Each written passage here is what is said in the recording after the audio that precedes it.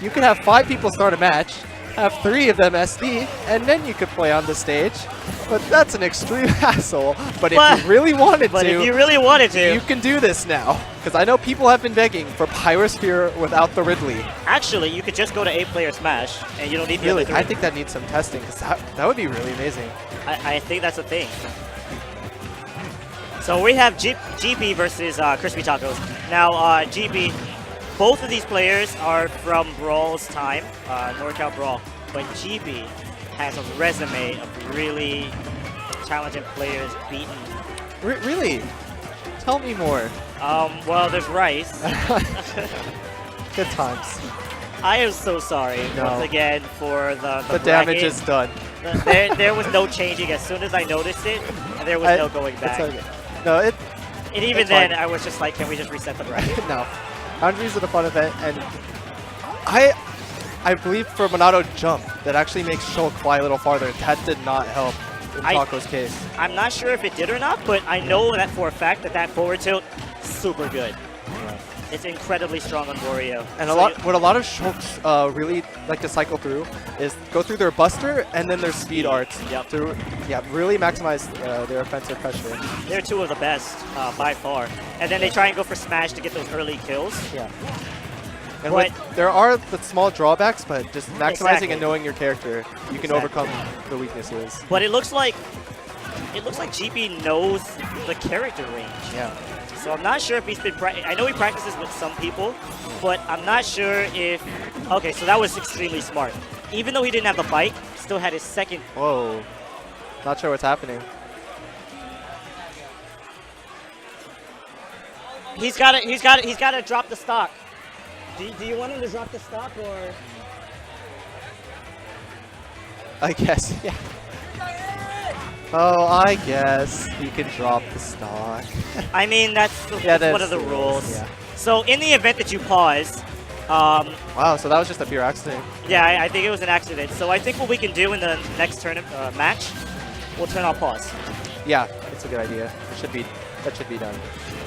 I've been hearing a lot, for Foundry, for whatever reason, a lot of players have been having some controller input. I noticed that too, actually. Yeah. Oh, that was beautiful. He didn't get the actual hit, but...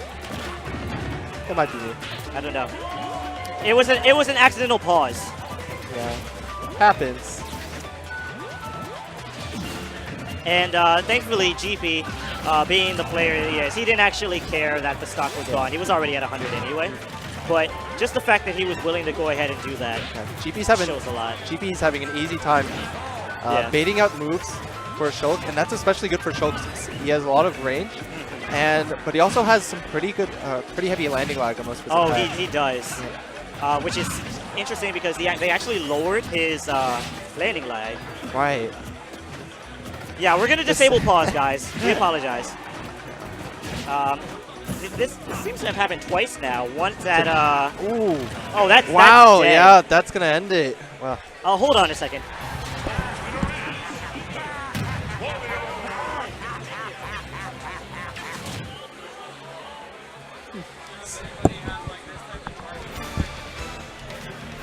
Yeah, so as mentioned before, even without that pause, Tacos was primed to take that stock. Yeah. But the way that GP, he didn't even let it phase it. That's how you know that they're a seasoned player. He's a calm player, a player with the calm mindset. Exactly. Always he kept things going. He kept okay, so on to Town and City. The next town over. The next town over. The block over. You have to actually take a taxi or a bus, right? Yes. Okay. You can just walk, but you know. Look at the patience. GP knew that the jab was coming out, but instead of like trying to grab or attack through it, he actually just waited for him to either finish the third hit, or in this case, he just patiently waited. Alright. Sorry for my short stay. I'm going to be moving on to my match, so... Oh, okay, yeah, definitely. So we're going to have another player jump on the mic in a moment, but look at this pressure that GP is putting on. Tacos doesn't seem to have an answer because GP is just jumping right outside of his range. He's going to put on Buster to put on that extra damage. Buster is really good. However, the issue is that the character flies further away. So this is actually beneficial for GB, who can kill really easily. Something interesting that I'm going to be looking into is how he deals with Shulk's wake-up game onto the lid. Try to jump in randomly, by the way. Kronos on the mic. Oh, yes. We have Kronos on the mic jumping in because Rice had to go and play a match. He didn't lose his bracket, unfortunately, and I apologize. But, I mean, what are Wario's options for covering the low recovery? Like, let's say he were to play me. He actually can throw the bike off. Okay, so that's probably what we'll be seeing a little bit more against the Shulk. Glad to see Crispy sticking with Shulk, by the way. Yeah, definitely. I mean, I thought he was going to switch to... Oh, he is just getting grabbed consistently.